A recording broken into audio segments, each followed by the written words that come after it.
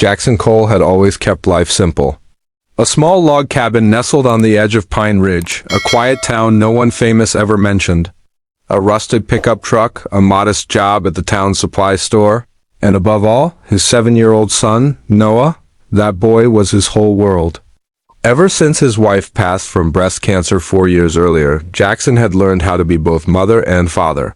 Nurse and storyteller, protector and pillow. He wasn't rich in money, but in loyalty, warmth, and peace, he had more than most. Then came the storm. That night, a furious downpour pounded the roof like it was trying to tear through. The wind howled, power lines flickered, and Noah clung to his father's arm under the quilt. Wide-eyed. Then came a knock at the door. Jackson opened it to find a woman, soaked in mud and rain.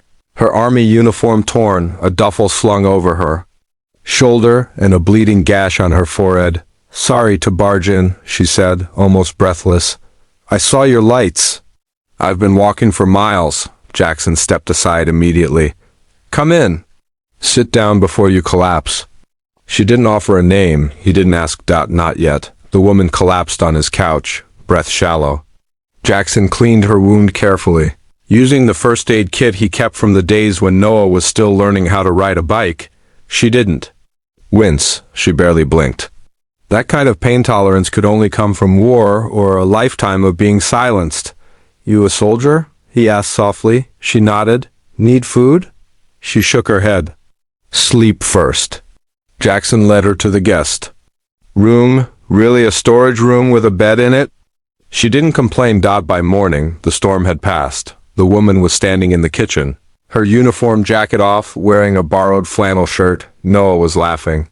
She had turned 2 potatoes and a few eggs into breakfast like a magician. Jackson was startled. "I hope you don't mind," she said. He was hungry. "Not at all," Jackson muttered, watching his son light up like it was Christmas. Her name was Reese.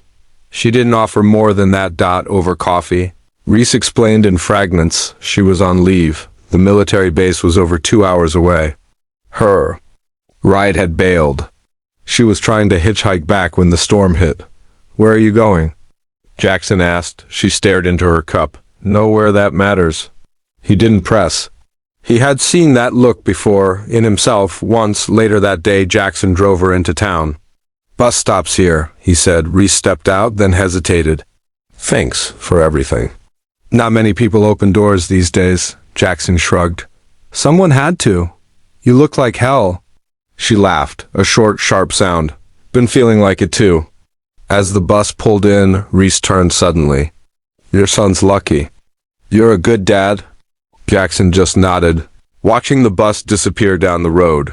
He thought that was the end.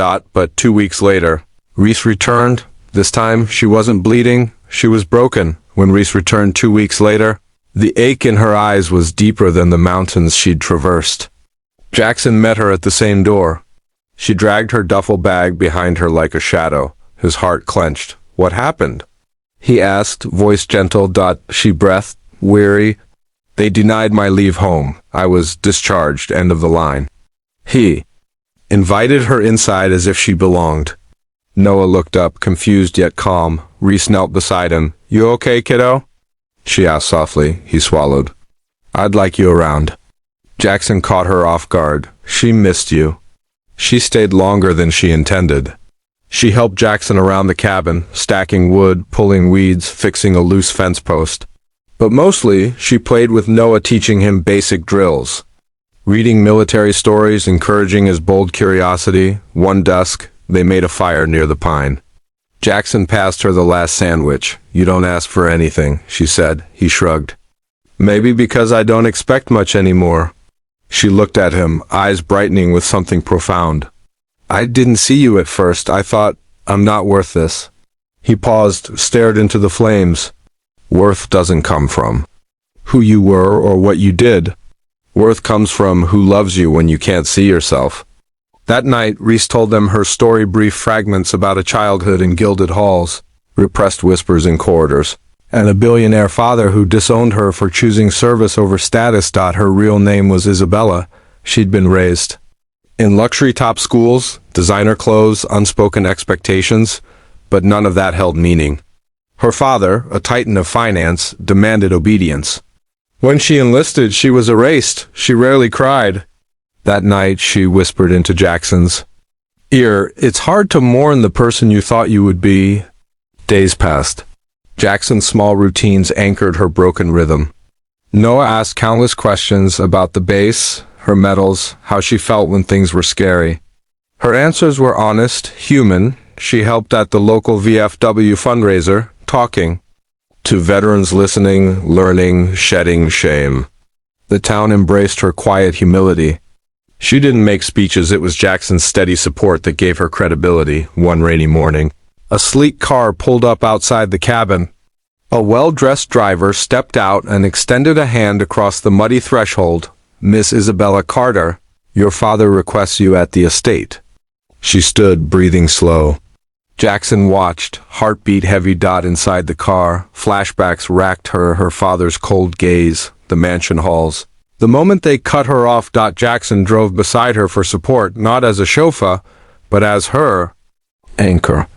At the gates, she stepped out and looked at him, asking silently if he believed in her even now. He nodded. Inside the mansion, she was escorted into a gleaming office. Her father's voice came through the door before she saw him. "You're here?" he said flat. She approached. "I'm sorry for choosing something you didn't want." He gestured to a seat. She sat. The conversation was brisk, formal. "I own your loyalty," he said. "Your choices were expensive." She spoke slowly. "I chose people, I chose service, I chose truth." A tense pause. Then her father's voice cracked, not with anger, but regret. "I hear there's a man, Jackson, who took you in when no one else would." She didn't answer. He called Jackson's number. The room went silent as Jackson picked up inside. "Jackson Cole?" her father asked. "Yes, sir." "Thank you," he whispered. "You stood by her." Jackson's voice caught. "All I did what's right." Her father let out a breath, something like relief. Next morning, Isabella stormed into the cabin. "Dad," he said, "I was strong because someone believed in me." She paused. "Because of you." Jackson hugged Noah. Reese soaked up the small home that had salvaged her. Weeks later, Isabella returned to the town's fundraiser, wearing a simple jacket, no designer labels. She spoke not as the heir, but as a veteran and human. She announced a scholarship program for veterans who wanted to transition to civilian life. She used her connections for purpose, not prestige. Jackson and Reese reunited, stronger, found solace in the present. Noah greeted both as family, calling her Aunt Belle. One snowy evening, Reese and Jackson sat by the fire as Noah slept. She looked at him. "Why did you open the door?" He looked at her steady. "Because I needed a home too." She smiled, tears glistening. "And I needed one too." A final epilogue. Jackson, Reese, Isabella, and Noah stand at the rebuilt fence with the log cabin behind. Isabella hands Jackson an envelope. Inside, acceptance. Letter from a military veterans outreach program with funds to get her started, backed by her father, who funded it but remained silent. Jackson opens it. Reads his portion. Recognition for unnamed acts of service and gratitude. He looks at Reese and she finally says, "I forgave him because I made one of my own." They hold hands. Noah runs between them, laughter echoing like a promise.